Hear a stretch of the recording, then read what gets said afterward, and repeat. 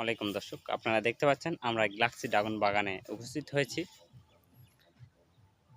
আপনারা দেখতে পাচ্ছেন আমরা পুরোটা ভিডিও তো দেখা সম্ভব না, এটা ৪৫ বিঘা এরিয়া। আপনারা দেখতে পাচ্ছেন অনেক বড় এরিয়া।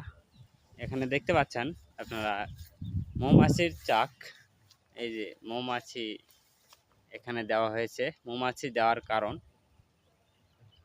এই মৌমাছির কারণে ফুলে পরাগায়ন সৃষ্টি হবে, যার কারণে ফুল থেকে ফল ঝরে পড়বে না, ফলটা ভালোভাবে বড় হবে এবং ফলটা অনেক শক্তিশালী হয়ে উঠবে, ফলটা নষ্ট হবে না।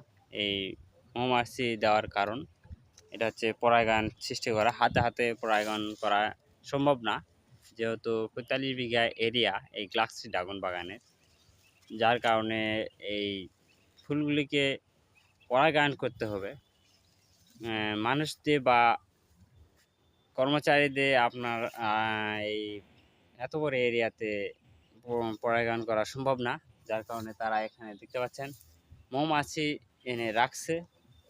এই মৌমাছি থেকে তারা সপ্তাহে সপ্তাহে মধু সংগ্রহ করতে পারবে এবং গ্যালাক্সি ড্রাগন বাগানের পরাগায়নে হবে। তাদের অনেক বুদ্ধি, মাশাআল্লাহ, অনেক সুন্দর হয়েছে, সুন্দর লাগলো দেখে, অনেক ভালো লাগলো। আপনারা আরও দেখবেন গ্যালাক্সি ড্রাগন বাগানের একটা পুকুর দেখতে পাচ্ছেন।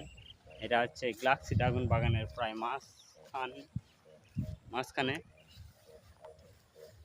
মাছ, ইনশাল্লাহ মাছও ভালো হয়েছে, দেখতে পাচ্ছেন মাছ লড়তেছে।